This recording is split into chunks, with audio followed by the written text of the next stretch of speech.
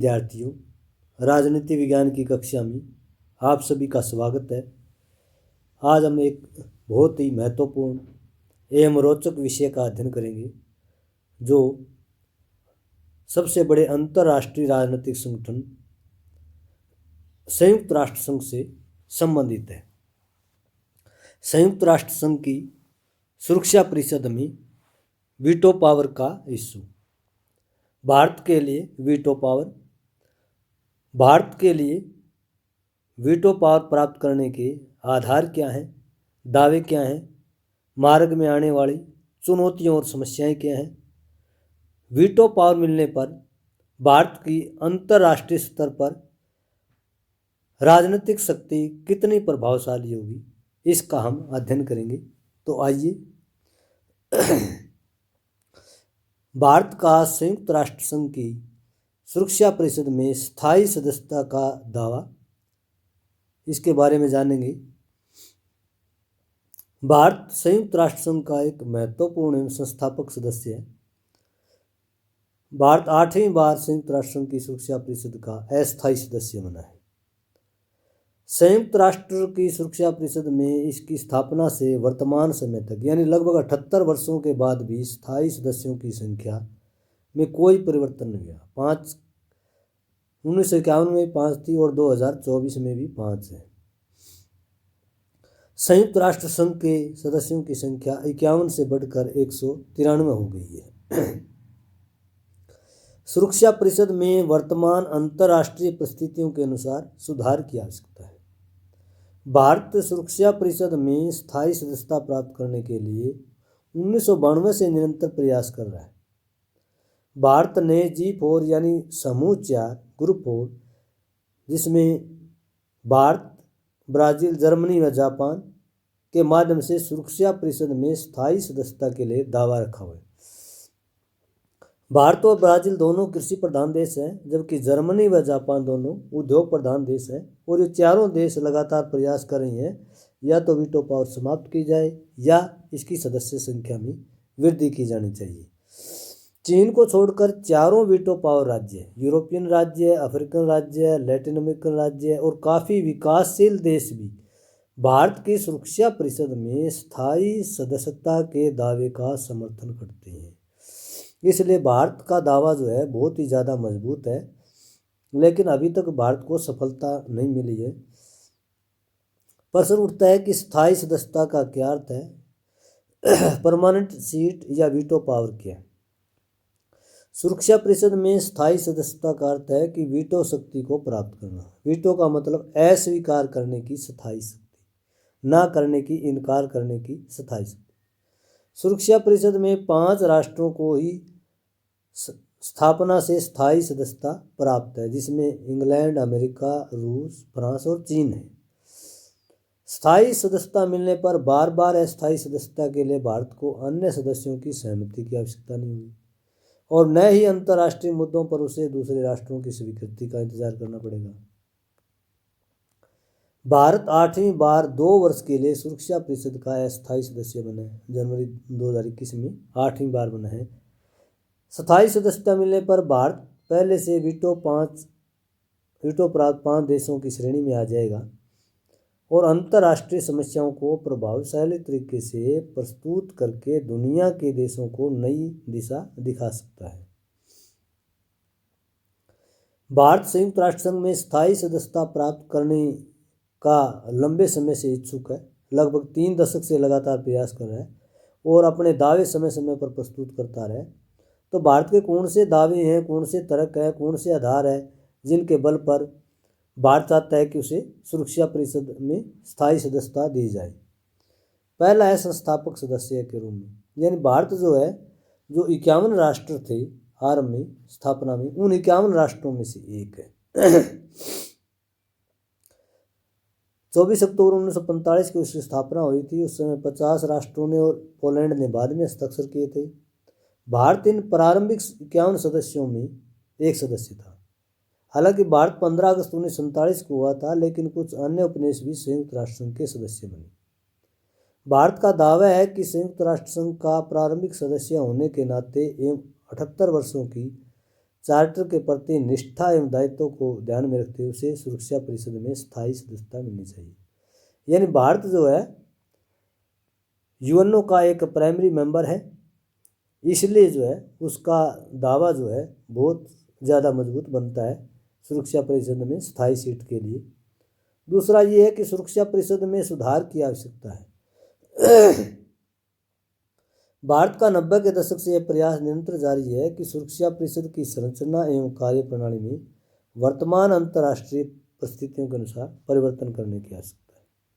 सुरक्षा परिषद की संरचना काफ़ी पुरानी है। इसकी प्रणाली पर भी सदस्य राज्य द्वारा समय समय पर प्रश्न चिन्ह लगाए गए हैं। पक्षपातपूर्ण निर्णयों ने सुरक्षा परिषद की छवि को गहरा नुकसान पहुंचाया है। सुरक्षा परिषद के स्थायी सदस्यों की संख्या 5 से बढ़ाकर 10 की जाए और अस्थायी सदस्यों की संख्या 10 से बढ़ाकर 15 की जाए। सुरक्षा परिषद की स्थायी और अस्थायी सदस्य संख्या में वृद्धि करके ही सभी सदस्य राज्यों को भौगोलिक प्रतिनिधित्व प्रदान किया जा सकता है। यानी एशियन, अफ्रीकन और दक्षिण अमेरिकी राज्यों को भी इसमें व्यापक प्रतिनिधित्व मिल सकता है। तो सुरक्षा परिषद में सुधार करेंगे तो भारत को अवश्य ही स्थान मिलेगा। जनसंख्या एक बड़ा आधार है। भारत विश्व का जनसंख्या में अब पहले स्थान पर आ रहा है। पहले स्थान पर है भारत। लगभग 144 करोड़ के करीब है भारत की जनसंख्या इस समय। भारत की जनसंख्या वर्तमान में 144 करोड़ है और जबकि चीन की संख्या इससे कम है 144 से। तो 2024 में भारत की जनसंख्या चीन से आगे निकल गई है, इसलिए विश्व में सबसे सर्वाधिक जनसंख्या वाला देश भारत है और विश्व का हर छठा नागरिक भारतीय है। विश्व की कुल जनसंख्या लगभग 800 करोड़ है। संयुक्त राष्ट्र संघ विश्व का सबसे बड़ा राजनीतिक संगठन है और इसके सदस्यों की संख्या 193 है। भारत का 90 के दशक से दावा है कि विश्व में शांति और सुरक्षा के लिए भारत जैसे विशाल जनसंख्या वाले राज्य को सुरक्षा परिषद में स्थायी सदस्यता मिलनी चाहिए। भारत एक प्रकार से संयुक्त राष्ट्र संघ का जनसंख्यात्मक प्रतिनिधित्व करता है। विश्व का सर्वाधिक जनसंख्या वाला देश होने के कारण उसे विश्व के सबसे बड़े अंतर्राष्ट्रीय राजनीतिक संगठन में अवश्य ही स्थायी सीट मिलनी चाहिए। विश्व शांति और सुरक्षा की दृष्टि से वर्तमान अंतर्राष्ट्रीय परिस्थितियों के अनुसार भारत को स्थायी सदस्यता से वंचित नहीं किया जा सकता। भारत की स्थायी सदस्यता का एक दावा यह भी है कि भौगोलिक आधार। भारत का सुरक्षा परिषद में स्थायी सदस्यता का दावा भौगोलिक आधार पर भी प्रस्तुत किया जाता है। भारत विश्व में क्षेत्रफल के आधार पर 7वां बड़ा राज्य है। भारत इतने बड़े भू क्षेत्र के कारण एक प्रकार से दक्षिण एशिया में उपमहाद्वीप के रूप में विख्यात है। भारत के विशालकाय भू क्षेत्र होने के बावजूद यह अपने लघु भू क्षेत्र एवं विशाल विकासशील देशों के प्रति हमेशा सद्भाव बनाए रखता है। भारत ने कभी साम्राज्यवादी विचारधारा का पोषण नहीं किया। भारत ने अपने पड़ोसियों के साथ हमेशा पंचशील का सिद्धांत अपनाया। भारत शांतिपूर्ण सहअस्तित्व की नीति में विश्वास रखता है। भारत ने अपने पड़ोसियों के साथ कभी युद्ध की पहल नहीं की, न ही उनके घरेलू मामलों में हस्तक्षेप किया। विशाल भौगोलिक क्षेत्र के आधार पर भारत संयुक्त राष्ट्र संघ की सुरक्षा परिषद में स्थायी सदस्यता का दावा करता है। तो भौगोलिक आधार पर भी भारत का सुरक्षा परिषद में स्थायी सदस्यता का दावा बहुत ज़्यादा मजबूत है अन्य देशों के मुकाबले, इसलिए सुरक्षा परिषद में स्थायी सीट मिलनी चाहिए। एक अन्य महत्वपूर्ण दावा है कि विश्व का सबसे बड़ा लोकतांत्रिक देश। भारत विश्व का सबसे बड़ा लोकतांत्रिक देश है। क्यों? क्योंकि यहाँ पर अनेक प्रकार की विविधताएं धर्म, भाषा, जाति, संस्कृति के आधार पर विश्व के किसी भी अन्य देश के मुकाबले यहाँ ज़्यादा विविधताएं। इस समय भारत में 95 करोड़ से ज़्यादा मतदाता हैं, जो विश्व के कई देशों की जनसंख्या से भी ज़्यादा है। पश्चिमी विचारक रोजनथल का दावा है कि जब भारत मतदान करता है तो पूरा विश्व मतदान करता है। यानी भारत में इतने ज़्यादा मतदाता हैं कि कई बड़े देशों की जनसंख्या से वोटर जो है वो ज़्यादा है। भारत में अब तक संयुक्त चुनाव प्रणाली के आधार पर 17 लोकसभा चुनाव व राज्य विधानसभा के चुनाव पारदर्शी संपन्न हुए हैं। 1991 से लेकर के 2024 तक लगातार चुनाव हो रहे हैं और संयुक्त चुनाव प्रणाली पर सांप्रदायिक चुनाव प्रणाली को नकार दिया गया है। उसकी जगह स्वतंत्र भारत में संयुक्त चुनाव प्रणाली को अपनाया गया है। तो विश्व का सबसे बड़ा लोकतंत्र है। यहाँ सभी धर्मों के, सभी जातियों के और बहुत सारी भाषाओं के, उपसंस्कृतियों के लोग रहते हैं। 2019 की वर्ल्ड बैंक की रिपोर्ट के अनुसार भारत की 34% जनसंख्या इंटरनेट का प्रयोग करती है, जो इसके सजग नागरिक होने की पुष्टि करते हैं। यानी भारत में विशाल प्रकार की विविधताएं हैं, फिर भी एक व्यवहारिक लोकतंत्र के रूप में भारत 1947 से लेकर के 2024 तक बिल्कुल एक स्थिर देश के रूप में, विकासशील देश के रूप में लगातार आगे की ओर बढ़ रहा है। तो इसलिए भारत को संयुक्त राष्ट्र संघ की स्थायी सदस्यता मिलनी चाहिए। संयुक्त राष्ट्र संघ में स्थायी सदस्यता का एक बड़ा दावा बड़ी अर्थव्यवस्था के आधार पर। भारत विश्व की 5वीं बड़ी अर्थव्यवस्था है। अमेरिकी think tank world population review ने 2019 की रिपोर्ट में भारत को विश्व की 5वीं बड़ा अर्थव्यवस्था बताया, जो $2.34 करोड़ के पास। अभी 3 ट्रिलियन की जो करोड़ डॉलर की इकोनॉमी भारत की हो गई है। विश्व का 5वां जो बड़ा अर्थव्यवस्था वाला देश भारत बन गया है। इसलिए इतनी बड़ी इकोनॉमी को इतने बड़े अंतर्राष्ट्रीय राजनीतिक संगठन में दरकिनार नहीं किया जा सकता। उसको अवश्य ही स्थायी प्रतिनिधित्व मिलना चाहिए। सुरक्षा परिषद में जब तक स्थायी सदस्यता नहीं मिलेगी, भारत जो है विश्व में अपनी जो राजनीतिक भूमिका है उसका सही ढंग से निर्वाह नहीं कर सकता। भारत में सकल घरेलू उत्पाद की वृद्धि दर 4.2% प्रति व्यक्ति आए, 6,920 रुपये। भारत पूरी दुनिया के लिए एक बहुत बड़ा बाजार है, मार्केट है। भारत की अर्थव्यवस्था मजबूत भी है, टिकाऊ भी है और गतिशील भी है। लगभग 7% के करीब इस समय भारत की जो है विकास दर है। एक बड़ी विश्व अर्थव्यवस्था के आधार पर भारत को संयुक्त राष्ट्र संघ की सुरक्षा परिषद में स्थायी सदस्यता मिलनी चाहिए। भारत विश्व का एक शांति प्रिय राज्य है, इसलिए भी स्थायी सदस्यता मिलनी चाहिए। भारत ने हमेशा संयुक्त राष्ट्र संघ के चार्टर के दायित्वों का ईमानदारी से निर्वाह किया। भारत ने अंतर्राष्ट्रीय विवादों के समाधान के प्रति अपना विश्वास बनाए रखा और कभी अंतर्राष्ट्रीय कानून का उल्लंघन नहीं किया। एक परमाणु शक्ति संपन्न राष्ट्र होते हुए भी भारत ने कभी अपने पड़ोसियों को परमाणु युद्ध की धमकी नहीं दी। भारत ने कभी जैविक व रासायनिक हथियारों के प्रति अपनी रुचि नहीं दिखाई। संयुक्त राष्ट्र संघ की स्थायी शांति सेना में भारत के लगभग 169 से ज़्यादा सैनिक शहीद हो चुके हैं। संयुक्त राष्ट्र संघ ने जब भी भारत से शांति सेना की मांग की है, भारत ने एक जिम्मेदार राष्ट्र के रूप में अंतर्राष्ट्रीय दायित्वों का ईमानदारीपूर्वक निर्वाह किया है। भारत के पड़ोसी राज्यों के साथ भी मधुर संबंध रहे हैं। तो भारत जो है विश्व में एक शांति प्रिय देश के रूप में विख्यात है। भारत युद्ध की बजाय बुद्ध को ज़्यादा महत्व देता है। चिंतन को, विचारशीलता को, तर्क को, दावों को, जांच पड़ताल को ज़्यादा महत्व देता है। इसलिए भारत ने अंतर्राष्ट्रीय सीमाओं का उल्लंघन करने की कभी पहल नहीं की, न ही कभी परमाणु शक्ति संपन्न राष्ट्र होते हुए भी पड़ोसी राष्ट्रों को किसी प्रकार से परेशान किया, उसके घरेलू मामलों में हस्तक्षेप नहीं किया। तो एक विश्व में एक शांति प्रिय राज्य के रूप में भारत की सुरक्षा परिषद में स्थायी सदस्यता का दावा मजबूत है। भारत और चीन के बीच 1962 का युद्ध चीन की विस्तारवादी नीति का ही दुष्परिणाम था। भारत और पाकिस्तान के बीच अब तक 4 युद्ध हो चुके हैं, लेकिन भारत ने कभी युद्ध की पहल नहीं की। जब भी युद्ध विराम का उल्लंघन किया गया, पाकिस्तान की सेना के द्वारा किया गया। शिमला समझौते के तहत भारत ने पाकिस्तान के समय युद्ध के दौरान जो नियंत्रण में क्षेत्र लिए गए थे, उन सभी क्षेत्रों को वापस कर दिया। इसके साथ साथ 1998 में भारत ने पाकिस्तान के साथ संबंधों को सुधारने के लिए बस कूटनीति का प्रयोग किया, लेकिन पाकिस्तान ने अपनी कुटिल चालों के बल पर 1999 में कारगिल युद्ध को जन्म दिया।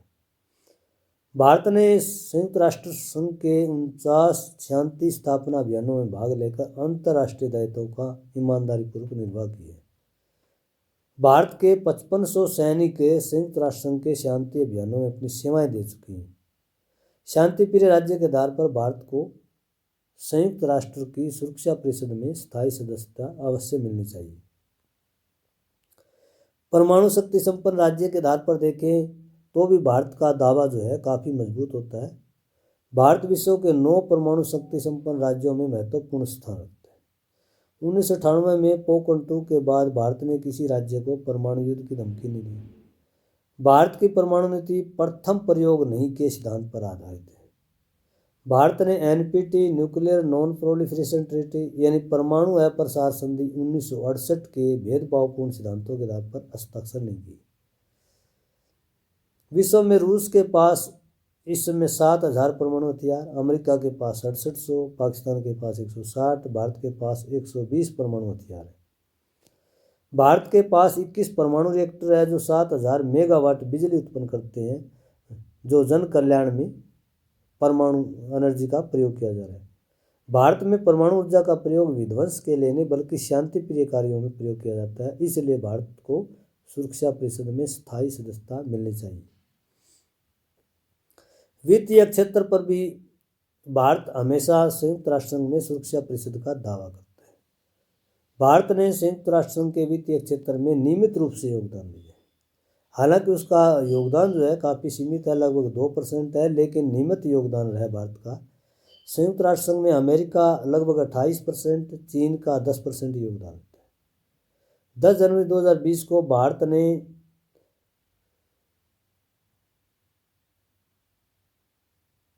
$23,39,000 जो डॉलर है उसका भुगतान करके पूर्ण बजट का भुगतान करने वाले चौथे राज्य के रूप में अपनी छवि कायम की है। यानी इतनी बड़ी राशि का जो डॉलर की राशि है जनवरी 2020 में वो भुगतान की है और समय पर जो है अपना बजट भुगतान करने वालों की सूची में भारत ने अपनी स्थिति काफ़ी मजबूत की है।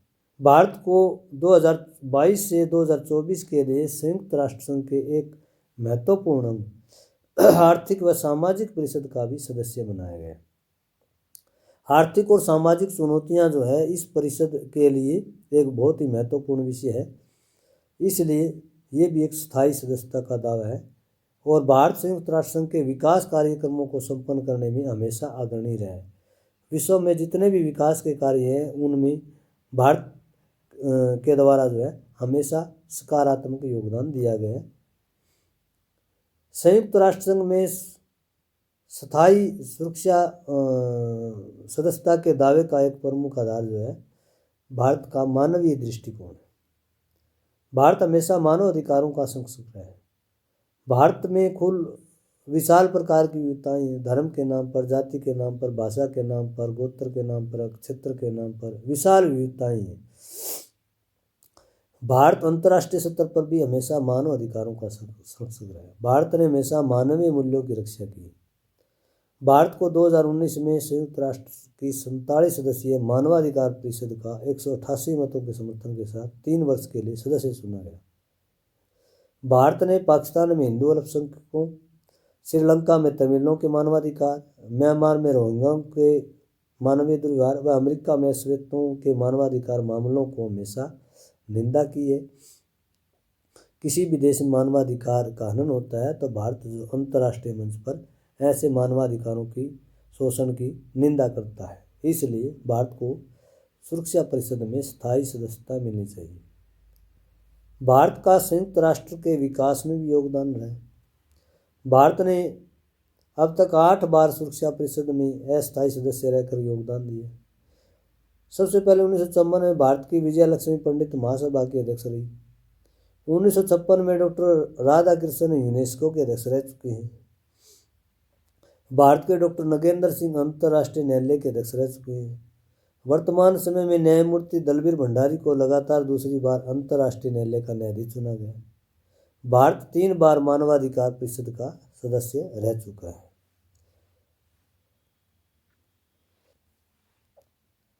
भारत की स्थायी सदस्यता के संबंध में अनेक प्रकार की चुनौतियां भी हैं। वो कौन कौन सी चुनौतियाँ हैं, वीटो पावर मिलने के मार्ग में आने वाली बाधाएं कौन कौन सी है।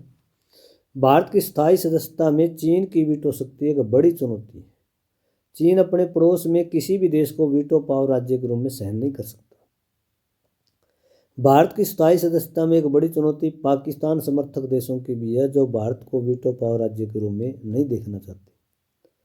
जी समूह के चारों राज्यों के विरुद्ध अक्षत्रिय प्रतिस्पर्धा एक बड़ी चुनौती है। भारत के विरुद्ध चीन, ब्राजील के विरुद्ध अर्जेंटीना, जर्मनी के विरुद्ध इटली और जापान के विरुद्ध चीन स्थायी सदस्यता प्राप्त करने में एक बड़ी समस्या है, एक बड़ी चुनौती है। चीन और अमेरिका सुरक्षा परिषद में यथास्थिति बनाए रखने के पक्षधर हैं। वो नहीं चाहते कि कोई तीसरा देश आकर के इस शक्ति में हिस्सेदारी करे। संयुक्त राष्ट्र में कई प्रकार के दबाव समूह हैं जो स्थायी सदस्यता के लिए सर्वसम्मति नहीं देंगे। अगर स्थायी सदस्यता भारत को मिल जाती है तो भारत की स्थिति अंतर्राष्ट्रीय स्तर पर बहुत ज़्यादा मजबूत हो जाएगी। भारत का अंतर्राष्ट्रीय स्तर पर राजनीतिक प्रभाव बहुत ज़्यादा बढ़ जाएगा। भारत विश्व के 5 वीटो पावर राज्यों की श्रेणी में शामिल हो जाएगा। इससे अंतर्राष्ट्रीय संबंधों में उसका प्रभाव और महत्व बढ़ेगा। वीटो पावर मिलने पर चीन के साथ तनाव में सुधार होगा और वास्तविक नियंत्रण रेखा पर टकराव सीमित होने की संभावना होगी, क्योंकि जब भारत के पास वीटो पावर होगी तो चीन के साथ उसका सीधा जो है बैलेंस ऑफ पावर पर प्रभाव पड़ेगा। भारत के दूसरे देशों के साथ संबंधों के स्तर में भी सकारात्मक परिवर्तन होगा। भारत अंतर्राष्ट्रीय आतंकवाद के विरुद्ध प्रभावशाली तरीके से अंतर्राष्ट्रीय समर्थन प्राप्त कर सकेगा। अभी आतंकवाद का जब भी मुद्दा आता है तो चीन भारत के विरुद्ध इस प्रकार की वीटो पावर का यूज करता है। हिंद महासागर और दक्षिण चीन सागर में चीन के प्रभुत्व को भारत से कड़ी चुनौती मिलेगी। पाकिस्तान प्रायोजित आतंकवादी संगठनों का भारत अंतर्राष्ट्रीय समर्थन के साथ पर्दाफाश कर सकेगा। स्थायी सदस्यता मिलने पर भारत अंतर्राष्ट्रीय समस्याओं का प्रभावशाली तरीके से समाधान करने में निर्णायक भूमिका में होगा। चाहे आतंकवाद की समस्या हो या ग्लोबल वार्मिंग की हो, पर्यावरण प्रदूषण की समस्या हो, गरीबी की हो, मानवाधिकार उल्लंघन की समस्या हो, इन सभी समस्याओं पर अगर भारत को स्थायी सदस्य मिलती है तो भारत विश्वगुरु के रूप में, विश्व राज्य के नेतृत्व के रूप में अपनी सकारात्मक भूमिका का निर्वाह कर सकेगा। तो आज का हमारा लेक्चर था कि संयुक्त राष्ट्र संघ में भारत को स्थायी सदस्यता क्यों मिलनी चाहिए, किन आधारों पर मिल सकती है, रास्ते में आने वाली चुनौतियां, समस्याएं, बाधाएं कौन सी हैं। अगर भारत को वीटो पावर मिल जाती है तो अंतर्राष्ट्रीय राजनीति में भारत की स्थिति क्या होगी, भारत का अंतर्राष्ट्रीय प्रभाव क्या होगा, भारत का अंतर्राष्ट्रीय स्तर पर राजनीतिक महत्व कैसे होगा। तो भारत के लिए वीटो पावर से संबंधित आज का ये वीडियो लेक्चर आपको कैसे लगा, कमेंट करके ज़रूर बताइएगा। अगर ये लेक्चर पसंद आता है तो लाइक कीजिए, अपने मित्रों के साथ शेयर कीजिए और मेरे इस यूट्यूब चैनल को सब्सक्राइब करना न भूलिए। धन्यवाद।